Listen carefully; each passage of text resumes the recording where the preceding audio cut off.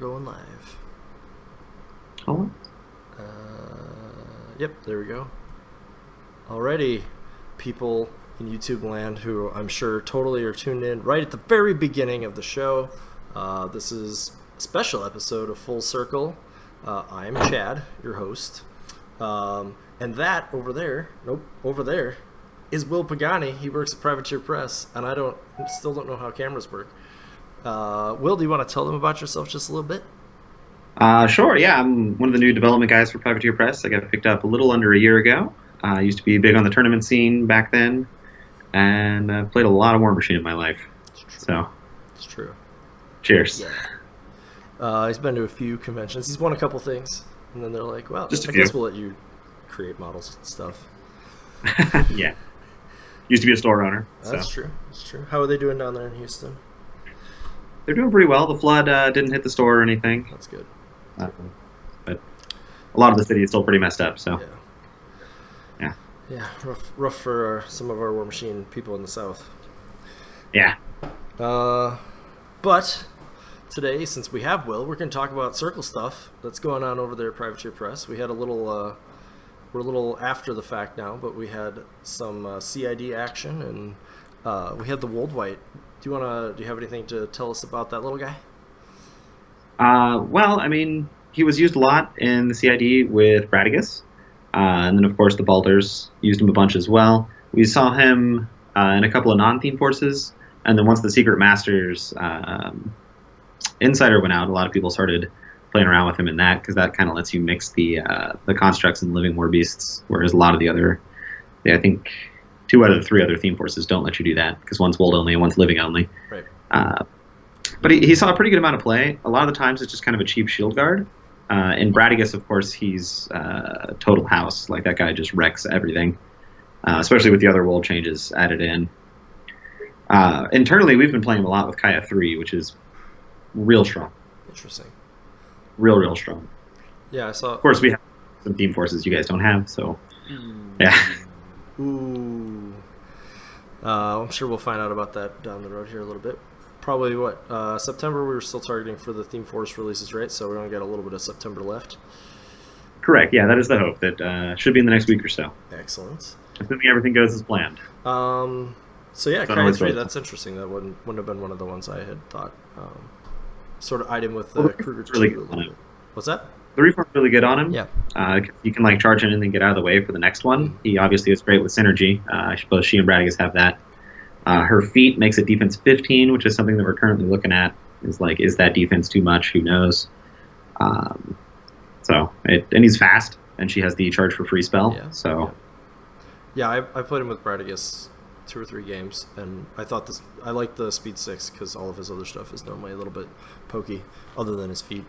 So that was nice. Zip him up there. And it makes him very resilient to shooting, because you can spread out all of that shooting damage kind of like you used to with the World Watchers. But we don't find it to be quite as degenerate as Mark II Bradigus was, where they were on 21 shield guards. These guys are only, 15, I think? 13, 15. Maybe 14? Yeah. We played around a lot with their defensive stats before they went into CID, so they were at one point 16 armor, but only 10 hit points, and then they gained some hit points, and then they dropped some armor. It was a big balance thing. Yeah. On fiddling around with exactly how survivable we wanted these guys to be for 5 points. But you can spread out all that damage and heal it with shifting stones and stuff, which can be very annoying to your opponent. Yeah, and the Stone Shapers too. Yep.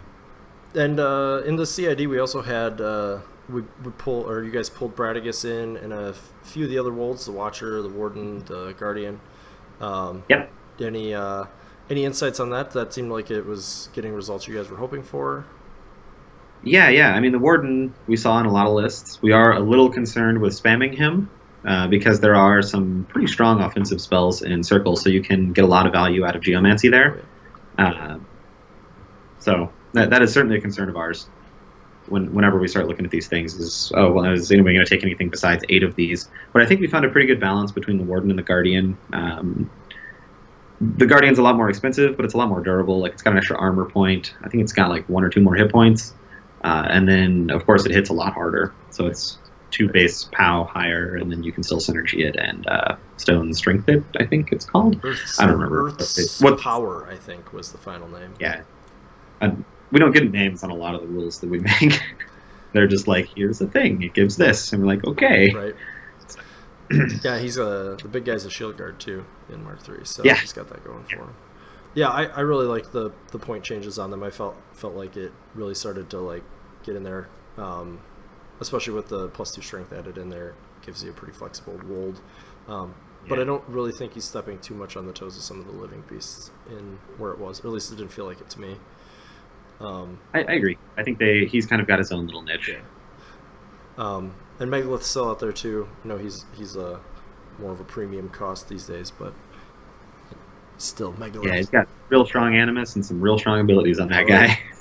So. And then I know the Wold Watcher was the one the community seemed very split on. I feel like he's actually in a really good spot actually for what he does and like the utility he brings. And I know it's kind of tough sometimes. I think when people are building lists, they don't maybe see utility. They see like raw numbers a little too much maybe. Sure. And I think there's a lot of people that don't really play enough games to really see where he shines. We got a lot of feedback that's like, oh, all he does is sit in a zone and contest that zone, and my opponent just ignores him. Like, well, cool, then he gets to aim and shoot every turn. Right. Like, that's pretty good. And now he's Rat 7, so 5 aiming to 7 is pretty solid. You can boost your gun, you can stone form. Like, is this guy going to, like, kill a heavy like he used to? Probably not. I mean, you can stone strength him in with synergy. He does go to POW 17.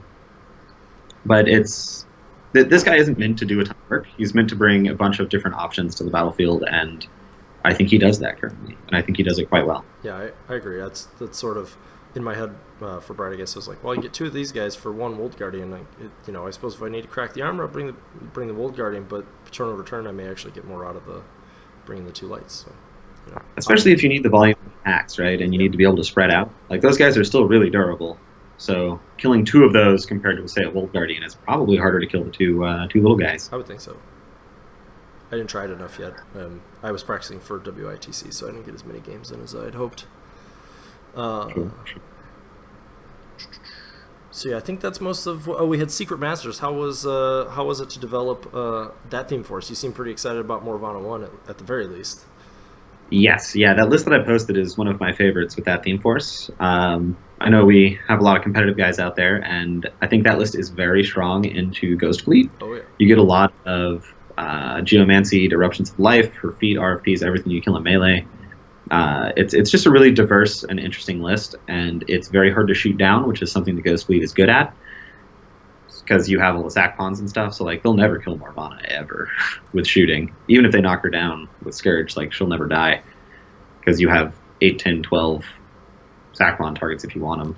Right. I think it's an interesting list. It's a little points tight when you're trying to cram all 3 of the free point options into it. So a lot of the times when I build lists for it, I only get 2, which, if I remember correctly, that list that I posted is only 2 free models. But I don't know, I really like it. It was a lot of fun to go through it all and talk about the fiction behind it all and how Circle sort of talks minions into doing their bidding for them and stuff and kind of tricks them. And that's always been kind of my favorite theme in Circle, is the like behind the scenes, like puppet master manipulation stuff that they always end up doing. Right. And specifically with Morvana, because that's kind of her thing. Oh yeah, she's always working some angle, if I'm recalling all my fluff correctly. Yeah. And I think that manipulation, that's actually how Horde started. If I didn't play that far back, but if I'm remembering, the fluff wasn't Circle got busted trying to manipulate trolls into doing some stuff and started a big fight, and that's why we're here. Yeah, that's kind of the beginning of all the well, at least the trolls in the Circle, and not so much Scorner Legion, obviously, but those two are all interconnected. Yeah. They like to mess with trolls a lot, like the Pharaoh and stuff. Did you find you were playing any other casters in Secret Masters? I have a really sweet Morvana 2 double Fulcrum list that I'm working on for Secret Masters, because rerolling on the Fulcrums is great. Yep. And then, of course, they veteran leader each other, so they go up to Rat 7, which is really good with rerolls. So you can usually save a lot of your Fury from boosting to hit and use it for boosting damage. I think that list's battle group is weird. It's like I think it's 2 Wold Guardians and a Wold White, I think. That is. It's hard to make enough Fury and have both Fulcrums, because Morphana needs 7 and then the 2 Fulcrums need 3 each, so you really need like 13 Fury a turn. So a lot of the times I find Morphana ends up cutting for Fury, and then like a unit of Mistriders or something with Carnivore gets up there and heals her back up. Which is unfortunate, because if you have Carnivore, you don't get Battle Wizard. Yeah, I was just thinking about that.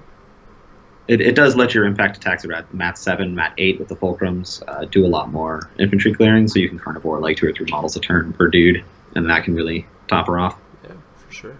I haven't really fully built someone out. I had one with Una 2 where I just did 2 Mistriders and then got the 2 free Blackcloud Wayfarers, so that my birds could go even farther, and you got to deal with these pretty fast lightning dudes on the outside. And you only get the 2 free models, I think, there probably anyway that I did it. But I think I put Wrong Eye and Snapjaw on there too, because why not? Yep. You can have Sack Pawn Druids making a Cloud Wall in front, and then if you do get into melee with them, if you don't have 1 or 2 inch melee, you get the -2 for Vortex, and then you get Starcrossed if you want it. And you can even like Sack Pawn to Wrong Eye, and then he can transfer it if you need to. So it's pretty sweet. I like that Theme Force a lot. I think it's a weird one. It'll probably take people a while to really figure out some powerful lists for it. But I think it's a strong Theme Force that will have a niche that it can fill very well. Right. And of course, I think there's a decent number of people who, I think it's getting out there too that these Theme Forces are very early. This was obviously not expected initially with the release of the edition to be out now. And, this will get more releases sometime down the road too, presumably. Yeah. So a lot of these Theme Forces are going to end up being like Gravediggers and Storm of the North, which are the Trencher and Northkin Theme Forces, where they will receive like a package of models that just kind of slots directly into them and does stuff. So when these Theme Forces do come out in a little bit here, some of them are going to feel a little bare bones. They're going to be like, oh, there's not a whole lot of options here for this stuff. And that is going to be completely true. Right. Because those things don't exist yet. For some of them. Other ones, like Manowar, they've got a bunch of stuff, right? Whenever the Scorn Praetorian one comes out, they've got a bunch of different options. So those ones won't feel as bare bones. I think I just spoiled the Praetorian one, but it's kind of obvious at this point. Yeah, I mean, I think, you guys said that everybody's going to get a theme of some kind. I think, there's some pretty obvious big sections of some factions that don't have that yet. So Praetorian's pretty obvious. I think Circle's mostly covered. I got a thumbs up on some stuff from a couple developers a while back, but I don't know if we're able to talk about that yet. Sure. Yeah, I thumbs up when someone asked during the CID discussion for the Christmas models if Circle will be getting a living beast theme force. It exists. Sweet. Good luck. And I'm excited about that one. I got to do a lot on that one, but I can't talk too much about it yet. All right. Well, I think just the fact that it exists is some people have been kind of Circles. And I guess there's a question I threw out there that we'll maybe talk about. But Circle's always kind of been known for their living beasts. All the way back to the days when Wild Bill won a world championship with Chromac 1. Yeah. And, those were the good old days. Good old days. So I know a lot of people felt like I want to play this beast heavy list, but I can't get a similar sort of benefit as like heavy metal, for example, which we see a ton of in Signar, playing very Warjack heavy, which is cool for Signar to be able to do that, because if you looked at Mark II, you never saw Signar Warjacks in those kind of numbers, and it's kind of cool, I think, to see it now. But others may disagree with me. Signar seems to be the hated child at the moment by the community, but they'll just have to deal with it. It changes around. Yeah. It's going to be Crix again soon, I'm sure. Right. Sure. I mean, we're going to have Crix come up here in a little bit. I'm sure people will still be upset with Signar. Like Haley 2, even though she got toned down a little bit, is still incredibly strong. Sure. At the beginning of Mark II, it was Circle with Wormwood and stuff. I mean, people just got to realize that these things are certainly cyclical, and they change, and it's not the end of the world. There are always going to be boogeymen in a meta, no matter how much external balancing we try to do. It's going to happen. It's going to exist. We just try and bring it in as much as we can. But there's always going to be that one thing that everyone hates. So That's true. And I feel like it's only improved, and I feel like there's a lot of strong stuff that's just been able to be strong because I don't want a game. I don't want this. I doubt anybody else wants a game that is just lots of like mediocre choices to take. Right? You want to feel like you're playing something really powerful, or if it's not obvious that you found it. Right? Yeah. Like it's just not exciting to not play with cool, fun stuff. So if we make everything very simple and bland, nobody likes it, and then nobody buys models, and then we all go out of business, and I get really sad. Right. But I don't think that's happening right now. I think we're making some really sweet stuff. I'm really excited for the next CID. I think the Minions players are gonna be very excited. Oh, Dracodile! It's coming. Yep. A few Scorn players might be excited too. Absolutely. I think I had on here one of the approved questions. I actually said, what are some things in Circle that you think are currently a little underrated? Underrated? Argus in general, and I think Scarsfell Griffins are both quite underrated. If you look at the Facebook groups and stuff, which I do a lot, there are a lot of people still saying like we can never beat Khador heavy spam, and I'm not sure I buy it. Because I think if you run Kaya 3 with 4 or 5 Griffins, 4 or 5 Argus, and a heavy or something, like you can get a huge amount of work done by like slamming stuff to knock it all down. And I know that they've the 2 casters that are big in Khador that have that armor stuff both have Jumpstart. But that can build your synergy. It can give you board space to play with. You get your reposition 3. So if you get a decent slam, you push them 3 inches. You can then charge something else that's maybe 2 inches in front of them. And then you can reposition back 3 after you kill it. And it takes like 2.5 Griffins to kill a heavy. I think only one of them has to be primaled when you have synergy and all that stuff. So you can really leverage these defense 15 lights into these Mat 7 Khador heavies. And if like you can jam up their caster so they can't move where they want to go, so they have to activate their caster first to jumpstart, to stand up all their stuff, like you can get a lot of tactical advantage out of slams and power attacks, building your synergy chain as the start of it, and then using maybe 2 to 5 Griffins to kill 2 to 3 Khador heavies. And then if they have to allocate to kill you back, basically, because they need 8s to hit. Right. Or better, or more against Kaya even. Yeah, correct, right. Like, if you feat, they need 10s. So now it's not even guaranteed that they're hitting the boost that hits. And I mean, like, if you kill 2 Khador heavies, and then they come in and they kill 2 Griffins, you're like, woo! Right.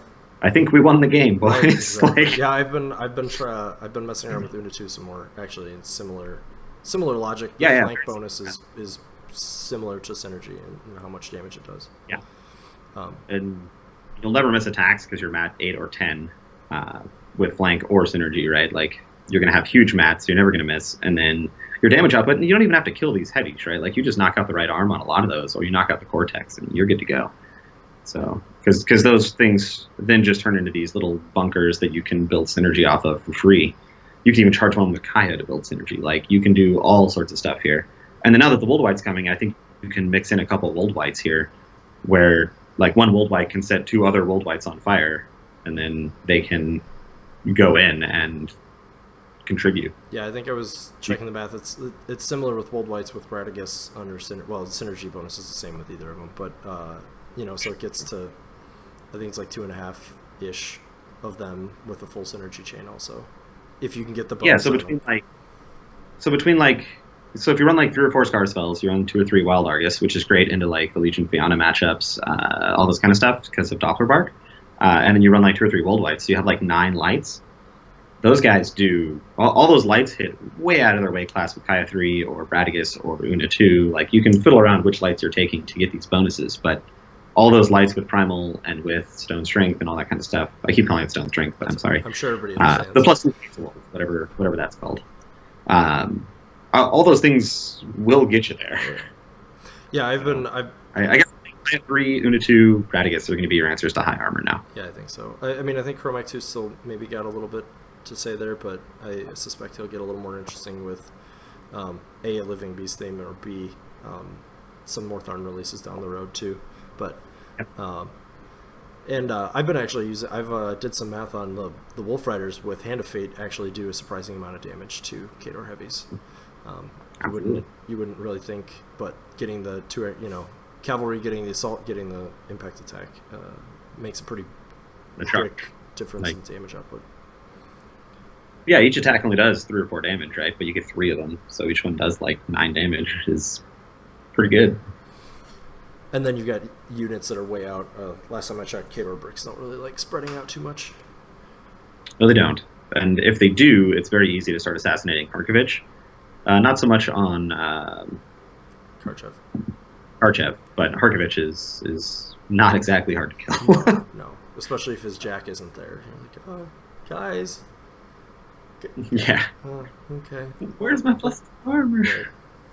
Something else that I think is also pretty underplayed is Druids. I think Druids are way better off right now than they were in Mark II. I mean, it's no secret to people out there that I did not like Druids in Mark II, and a lot of other people did, you included, I'm sure. But I think they're doing fine right now. They get a lot of flack. I mean, they're a stealth cloud wall. They still push stuff away. Like they still do a lot, and I think they get a bad rap at the moment. Yeah, I agree. I've played them some. I played them some with the Kruger 2, I think, both before and after the Fulcrum change. And I mean, they felt like they're sort of like a ranged unit until you need them to do more stuff, and then they do more stuff. Yeah. And they're not super expensive. I think they're, I don't remember, 12 points 18 now, I think, and then 4 for the attachment. Yeah. They're almost 4 points too cheap. I think they're a reasonable unit at the moment, and I think the utility that they bring can solve a lot of the problems that people are having with these Kador lists at the moment. Because if you do play on Secret Masters and you play sort of that hodgepodge of live war beasts we just talked about, you can bring unit to Druids, and then you knock them down with a slam to start your synergy chain, and you just shove them back like 2d 3 inches, and that can put them out of charge range. Like, these Kador jacks don't go very far. No, not usually. So combine that with reposition and stuff, and you're gonna be fine. For sure. Yeah, I liked him a lot with Kruger. I thought I was getting a lot of work with them, sort of going with his scenario plan. You know, he get a TK, you get a push, or you know, if they get too close, you're like, you stood by that defense 10 warjack, so I'm just gonna knock you down and kill you. You know, that type of stuff. Yeah. So, and the knockdown really benefits the Fulcrum a lot too, because now if you don't ever have to boost a hit, you can just boost your damage rolls. That's money. For days. So. Absolutely. What was the other one I was going to ask you? Are there any particular things? Where do you feel like Circle sits as far as the Steamroller is right now? I mean, Shifting Stones are some of the best scoring like warrior model units in the game, because they're real hard to kill for their points, and the last one can control a zone, which I think is great. They're still excellent at contesting zones, and I don't see a lot of Shifting Stones running around in units at the moment.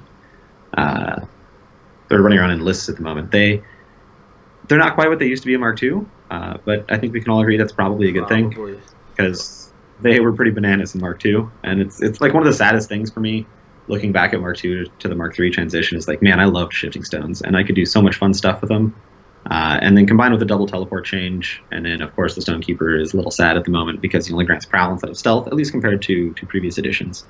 But you have the power will. I don't think you could change that. Based on I mean, look, man, someday they'll just be like, here's the key, do whatever you want. And I'll be like, yay, and then I'll wake up from my dream. Right. But I think Shifting Stones are something that Circle can use to leverage scenario very well. I do think some things like Super Masters don't like some of the scenarios. They're super wide where you have like the 2 circles and then the square zone in the middle. Sorry, I don't know any of the scenario names either. But I think the ones where they have to spread out a bunch are kind of sad for lists like Secret Masters, but I think that things like the Wolfswarm theme are very strong on those, because ambush on those, like when the zone's only 6 inches from the edge, ambush on those scenarios is insane. Like, it is so good. It is so good. And a lot of people haven't really realized this yet. And personally, I'm excited for the first time that people start taking Bogtrog Trawlers in like faction lists, because those guys are 3 points and they ambush off a side edge, and they just like, oh hey, come here, Charger, and they just like yank one of these Chargers out of a Signar list for 3 points, and it's going to take a turn to kill it and then a turn to get back in the game. I mean, if you do that on turn 2, that Charger's not back in the game until turn 4. That thing may as well be dead. Yeah, for right? 3 points. Like for 3 points. So those guys do infinite work. And ambush is just a rule that I think Circle plays with very well in a couple of its theme forces. And I think Circle has the potential to use these minion models very well in things like Secret Masters and stuff to do that kind of stuff. This, you may not be able to actually talk about this, but it sounds like other theme forces likely will be getting to use some mercenary minions. I know that was across the game that there's going to be some of that at least, but yeah. There's going to be a bunch of that added into a bunch of theme forces, the currently existing theme forces as well as a lot of the new ones. We haven't said exactly how it's going to go in yet, but it is kind of on a case-by-case basis where we went through every theme force and evaluated what they could use, what they would use, how they would use it, and is that okay, and stuff like that. So you'll notice that some of the theme forces, when they do all drop, have a little bit different wording on their Merc and Minion inclusion stuff. Very cool. But yeah, on the Steamroller, I've that was another thing I didn't. I sort of knew this implicitly, but the cavalry I've really been liking for the same reason as the ambush. They can get up the side so fast. I haven't.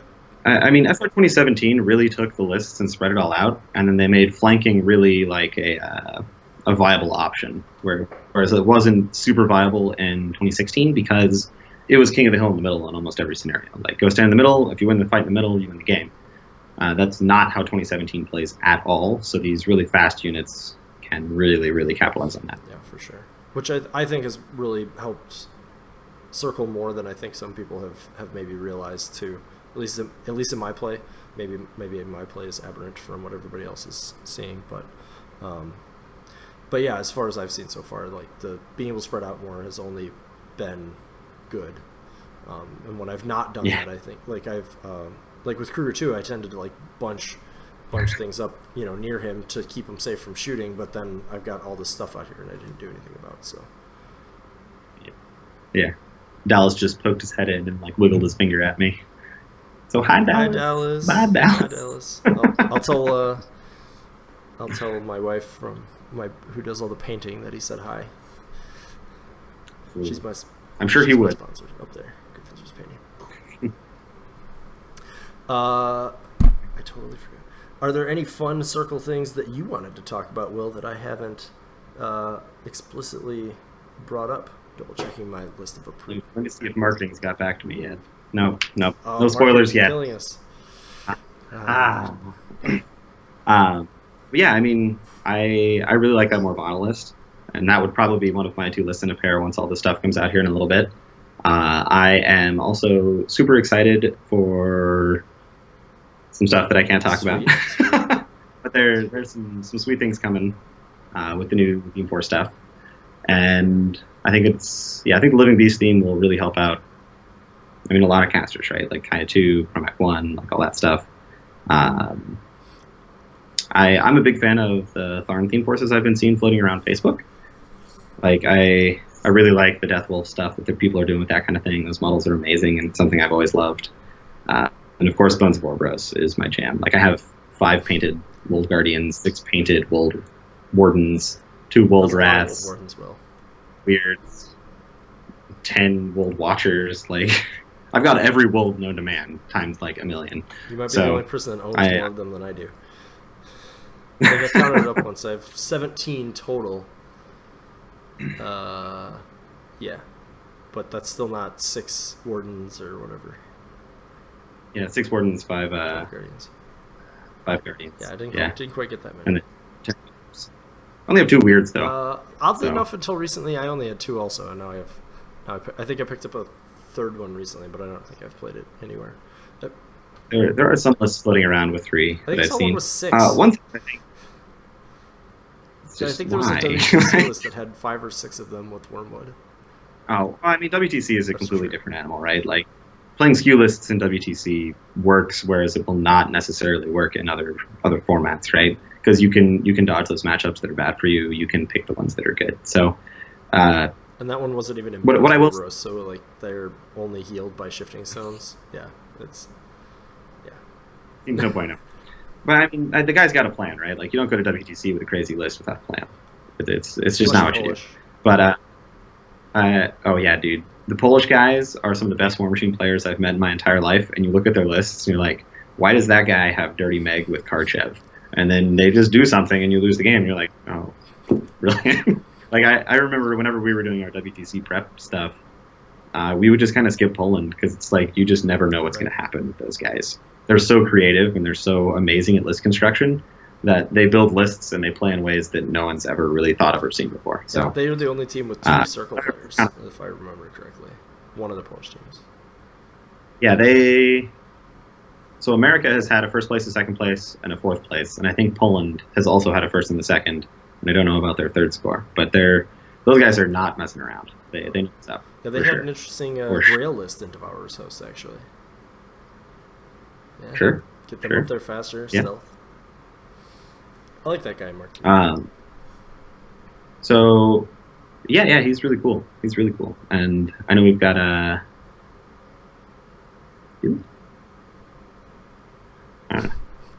I think we have some stuff coming to the Wolfsworn theme force, but I don't remember when. They don't really tell you dates. They just tell you to play games and make it. They definitely dates. No. Like this is later, but yeah. Like it's. Well, I think one of the things that I would say to Circle players out there right now is one of the things that very commonly happens in Circle lists that I find is the Pureblood and then like double World Weird interaction. Like it's good, it's very good, but it is not the be all end all of Circle lists. And a lot of players on Facebook will talk about how like that's how you have to play Circle because everything else is not very good. And I'm not buying it. I play and play test all the time with Circle stuff as control lists, so all the currently release stuff, no errata or anything. And then I bring it to my local shop every once in a while as well. There are plenty of ways to play Circle that do not involve World Weirds and Purebloods. Yeah, and they function and they work. And it's fine. Like, it's good. It's not the end. There's more stuff out there to find, I promise. Yeah, I feel similarly about Sentry Stones, actually, too. There are a lot of people, those got to be in lists. And I might be a weirdo, but I've actually been playing a lot of Devourer's Host, like, almost everywhere. And I've really liked almost every version I've played. And then to like, back it up, I look at the like World Weird Pureblood list and I'm like, well, this is good, but it's not going to actually pair with this at all. And that's where I started looking at like two. I had a kind of 3 list with 3 Gnarlhorns in there. I played a little bit. It's really hard to line up those counter slams though, so that they don't. If we could, except on our feet turn, then it's sweet. Yeah, slam over top their caster and kill them. Okay, that only happened once, but Sure, but I mean, it only has to happen once, right? Like if you can put a little trick into your list and it gets you a game, especially at a tournament setting, right? Like if you have an Arlhorn and it wins you 1 out of your 4 or 5 games in your event, like done. That guy was worth it. As long as it doesn't like auto lose you the matchup, which I can't imagine what a 12, 14 point Arlhorn would do that. 12, yeah, the big guys for it. The Riphorn's 14. The Riphorn's 14. Yeah. At least for us mere mortals, will. Hey man, I got so many points in my head for so many different models right now. Like we're 2 years out, so I've been playing stuff that you guys won't see for 18, 20 months. So has there been anything with the release? I know the release cycle is a little bit different now in Mark III than it was in Mark II. How has been working around those constraints been for you guys? I mean, I didn't work with it with the old release cycle, but things like Christmas kind of give me a glimpse into the madness that developing every faction at the same time gives you. It's very nice to be able to say, like, hey, we're working on Northkin right now. So here's all the Northkin models, and you can really focus on those and find all the little interactions and everything, and you can spend a couple weeks on that stuff. I think it's been very positive for the game as a whole that we've switched to this new style of release, because it really lets us focus. Yeah. Very cool. Just double checking if anybody had any questions. No questions. Silly. Oh. Other than somebody wanted FA3 shifting stones. Man, I wish. Like, as I said, someday maybe we'll get a key. I won't get a key. But there were FA3 for... I have such great ideas, and it's a lot of the other developers, like I get all these crazy ideas and I get all these stars in my eyes and like we could do this and this and this and like no, calm down. So I'm very excitable when it comes to this kind of stuff. So I've noticed that before about you. Yeah, what is there a caster you think that Circle players should be keeping an eye on? That just, I mean, you mentioned Kaya 3 and Morvana 1. Morvana 2 you mentioned. Why does it? Who get played? Who's it?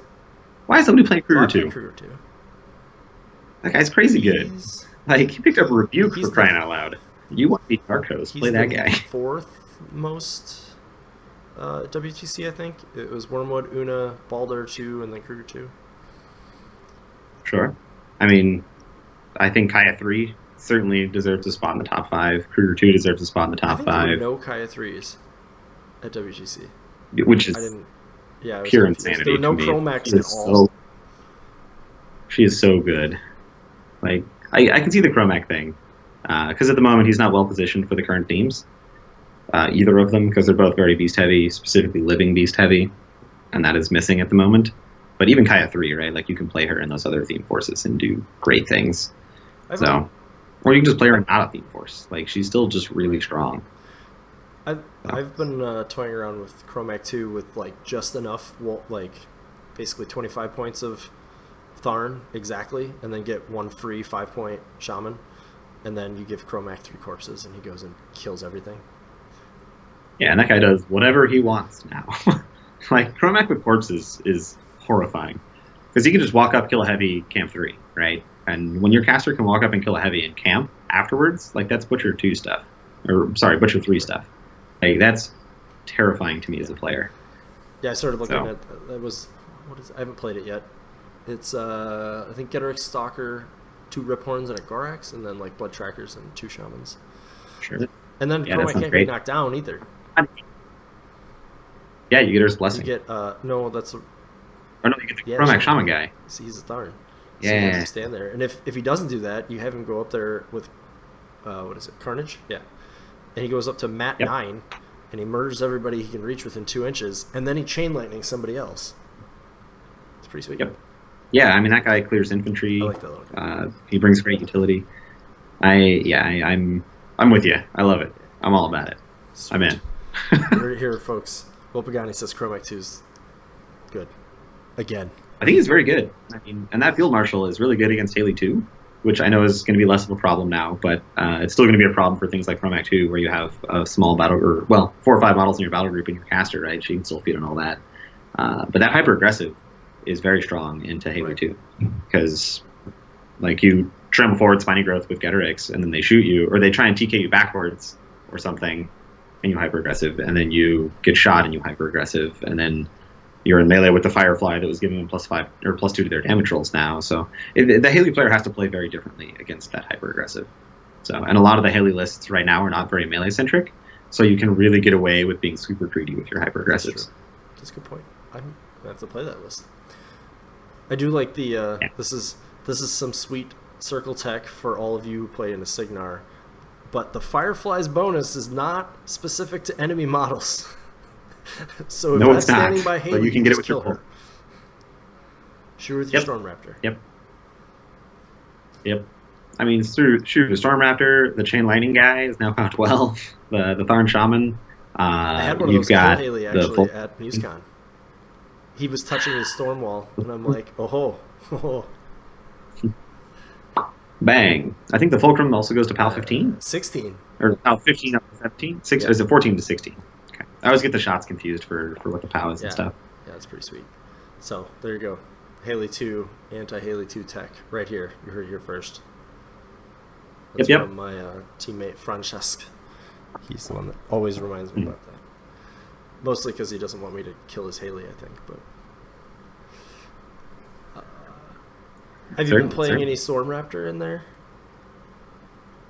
I haven't done too much with the Storm Raptor at the moment. No. I really like Tom's list from back in the day, where he had the Storm Raptor with Baldur 2, and he was using the wall to protect it, and then using its gun and kind of leveraging that. I think that list is still very legitimate and very good. Yeah, I haven't got a chance to play that one. I fooled around a little bit with it with Chromac 2, because being able to potentially disrupt when they come in, like, oh, you're going to kill my bird, and I'm just going to hit you back with I forgot the name of that spell, but he does it. It gives retaliatory strike, whatever it's called. We're both great here. We're experts on all things circling. We can't remember the names of anything. Oh, that's going to bug me now. But it also likes the free Animus from Spiritual Attunement. Right. So I think it plays very well with Crusher 2 as well. Which does. but the Balder Wall is great for it because you can put it where they want to stand to punch it, or you can use it to kind of give them the -2 to hit in melee. Indeed. So, and then of course, Roots of the Earth, it becomes reasonably survivable. 12.21 then, 50. I think like $50. Mm-hmm. And then if you put the wall, it's a 14.21 in melee, which is solid. And then, or you can just stop them from getting to you at all. So that's great too. That's true. Not getting attacked is the best attack. Yeah. Yeah. I mean, it's sort of the Unatu feat change, right? Versus like Kaya 3's feat. It's like, what's better, +2 defense or can't attack me at all? Like, oh, turns out can't attack me at all. That's better. Yeah, I've theorized playing it with Kaya 3 for the feat, and Synergy obviously brings it up to a much stronger mat. It makes up for that mat 5 a little bit. And who doesn't want power and strength? 21 attacks or more if you really feel the urge to primal your 38-point Gargantuan. Don't do it. Don't do it unless it's punching their caster. Right. Or it gets like 2 heavies and you can kill them both. And that's fine too. I played a little bit with Una too, I think also. Putting Hand of Fate on it wasn't too bad. Turns out that's a good spell. Mm-hmm. Well, I mean, it's got a very legitimate gun, right? Like, that guy's gun is not messing around. So anything that can soup that up a little bit will be really good. Morvana 2, Una 2. Yeah, I didn't try Morvana 2. I can see that being strong.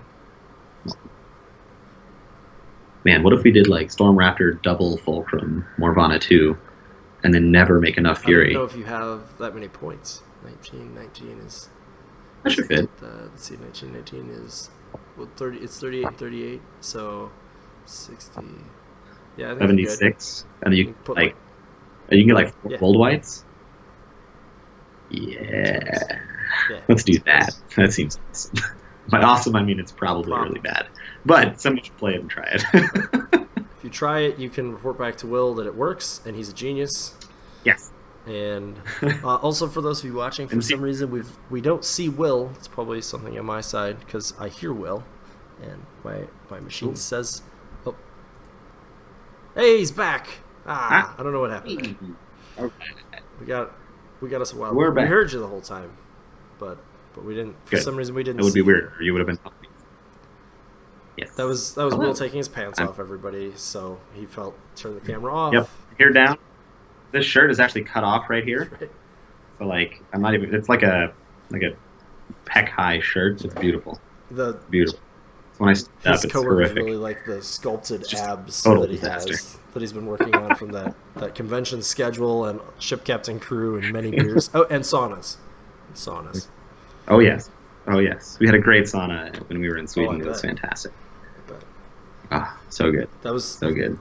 Looking forward to going back someday. They convinced Will to nerf Haley too. It was in the sauna. They told me he couldn't leave until he fixed that. It was actually they may have said this. It was merciless. The effect on Will. But... Like we had already had all of our Haley 2 changes planned for at least a month, maybe months before that. Like right when the Stranger stuff ended, we were like, cool. Now what are we gonna do about Haley 2? Because if we put that in CID, like it will just destroy the entire forums, right? So we decided to do it internally. We are certainly still going baby steps here. But this was all already done. And then I went to Sweden. They're all like, you should nerf Haley too. I'm like, yeah, okay, sure, fine. I guess, okay, what? Cheers. Yep. So there's a lot of, like, you should do this. I'm like, we kind of already did, but you just don't know about it yet. So. That's maybe a good question too for folks out there. Because I've had people insist emphatically that everything that is a new release is going to go through CID, and I was like, I think it's going to be most things, but maybe Mr. Pagani can tell us. Correct, it is most things. So I do not believe that you will see Elias Gade, who is the new Protectorate Solo, or Kralix. I don't remember his title. Something of Everblight. So I think it's a Fang. That's it. I don't know. Kralix will not go through CID either. At least not that I'm aware of, and I'm the guy that runs CID, so it probably isn't happening. Out in like 2 weeks. They also come out in like 3 weeks or 4 weeks or something. Yeah, they come out really soon. So those are not going through CID. Is there any reason for that you're able to share, or like why something didn't or why they didn't? Generally speaking, if it doesn't have a lot of stuff to go with, and we're not really worried about it, we probably won't put it through CID. So like we're not going to be making like whole new errant stuffs to go with Elias. So he would just be a solo that would be randomly kind of thrown into CID, sort of like Eilish was. Obviously, we had concerns about Eilish because that guy like was ridiculous when he went into CID and then got toned down throughout the course. Whereas Elias and Kralix are both pretty good, but we're not like, oh man, this is going to completely upset the entire meta of the game. Whereas like a boostable Hex Blast Eilish is a massive change to the meta of the game, right? Like, and especially considering it works for every faction. So we're not worried about that level of power with those models. So they don't necessarily need to go through CID. We're pretty confident about it, and we don't think we would gain a whole lot from it. And we should be seeing Eilish rules pretty soon too, right? Will that probably be around the same time Yeah, as the themes? yeah, that'll be in no quarter. That'll be in No Quarter Prime 1, which I want to say comes out next Wednesday. I think you're right. It's the 27th. I- Yeah, next Wednesday's the release Wednesday, so I'm sure some people are probably about to get them. Yeah. I know the Yeah, I would imagine. I think actually some of the subscribers already have them. I've seen a couple okay. floating around. I haven't got if I got mine today, I didn't check my mail yet. I'm here talking to you, so Sure. but Sure. because I Yeah. thought he'd be pretty cool. I like the idea that I get to have the Iris this edition in Hordes.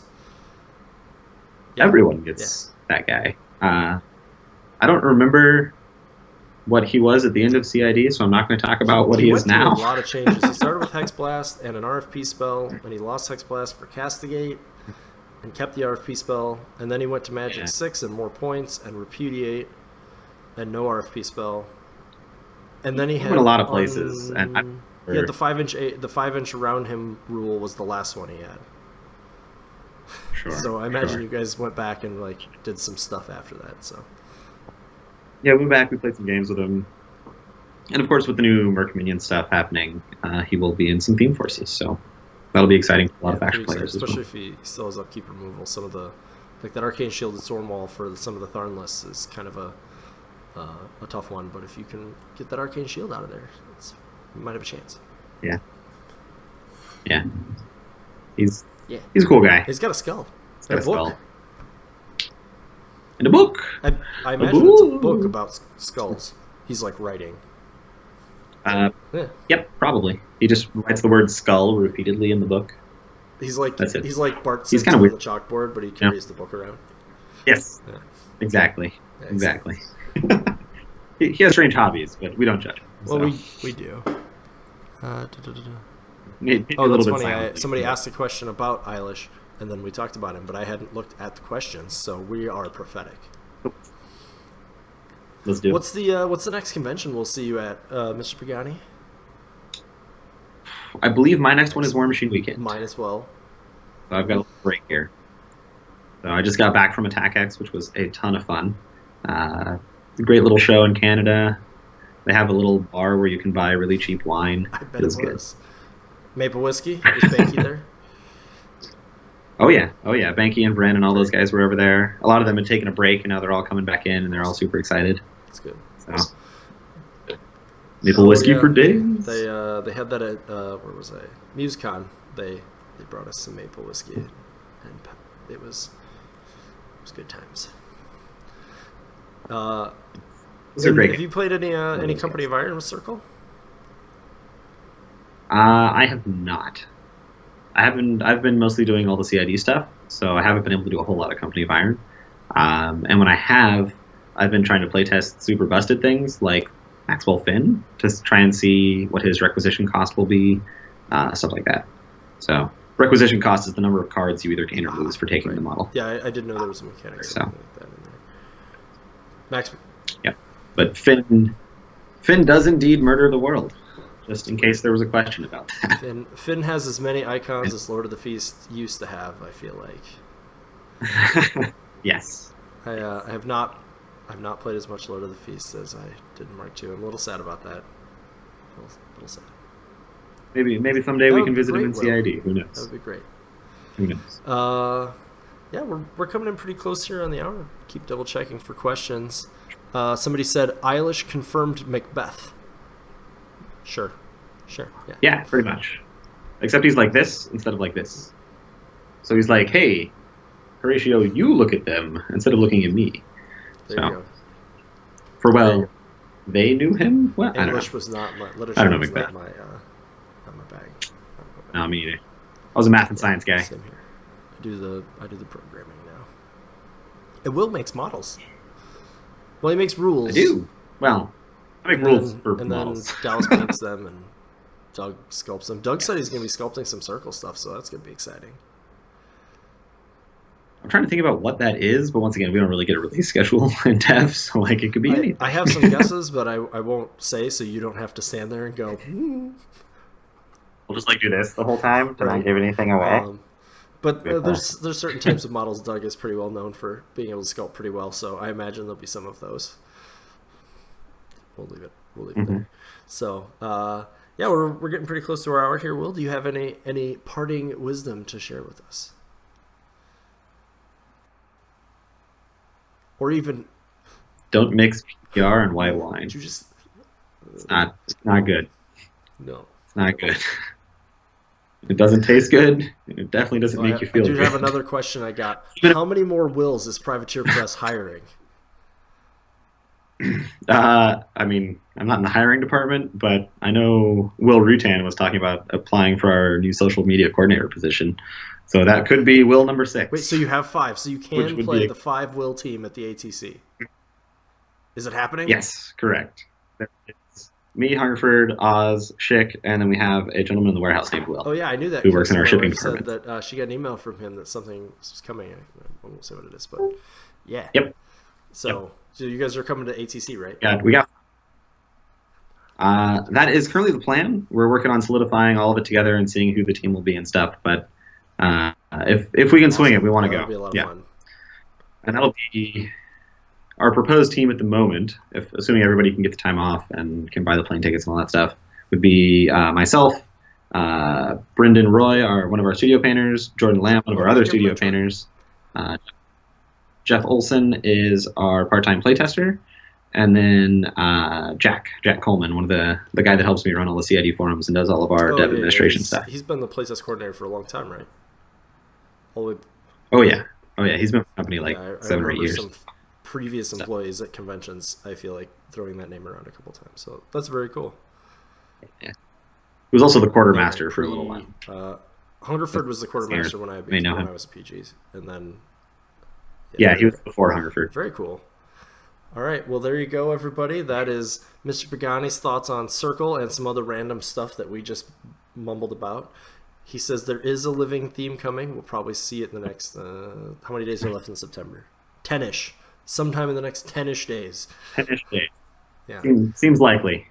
Unless something, once again, goes horribly wrong, which sometimes does happen. We'll hope that doesn't happen. I hope not. I don't hold on any stairs. We can hopefully look forward. If you're going to War Machine Weekend, you can hopefully see Will and the crew there. They'll have, hopefully they'll have some Wold Whites there for us. You don't do that. That's fine.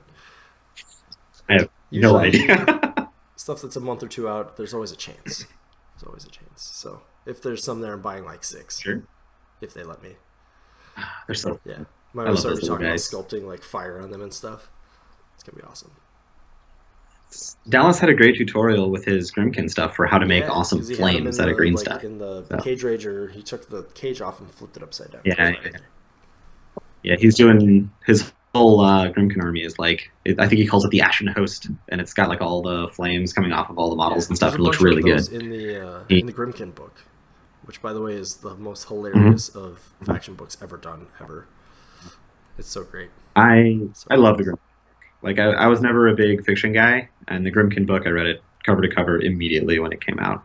Because I love the Grimkin fiction, and then it's also just a beautiful book. Like, our graphics designer is not the graphics design has only stepped it up since Mark III, I've really noticed. A lot of stuff that like had old art's got new art and things like that, so it's pretty cool. All right. Well, I'd like to thank you for joining me, Mr. Pagani. It's a pleasure. You are very well. Hopefully some people in the Circle community get something out of our rambling about what's out there. I know some exciting new stuff coming. I'm pretty excited about the Wold White and about some of the Wold changes. I haven't played a lot of those guys for a while, and now a lot of lists I'm reconsidering, so it's always exciting. And I think it'll be a big shakeup for Circle. once all those changes go live in a month or two. So, because it's just something that doesn't currently exist in the factions. This really durable model, and now you have a bunch of options for them, and hopefully they're still compelling. A lot of so, you know, what do I want to say? A big difference between your two lists in what you might be bringing, right? Like you got to answer armor 20 Wold Guardians or 21 Wold Watchers, and then okay, well now I got this high defense stuff on this other side too, so pretty cool. Yep. Alrighty, so that'll be all for us.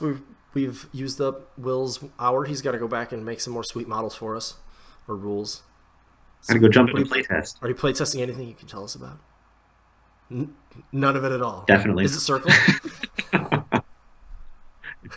No. They're gonna just give him models when he gets there. Oh.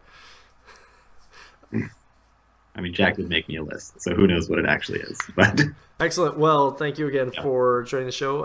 Everybody else, hopefully this will be up on YouTube as soon as YouTube's done processing it, since we're live. So that'd be cool. I am trying to get this in an audio only format, but YouTube is way easier because I just click the button and it saves everything and I don't lose anything. So that's why I've been doing that. But I'll try to get this in an audio format for people because I know they like to hear what Will thinks. And thanks everybody for joining. Thank you, Will. And we'll see you next time.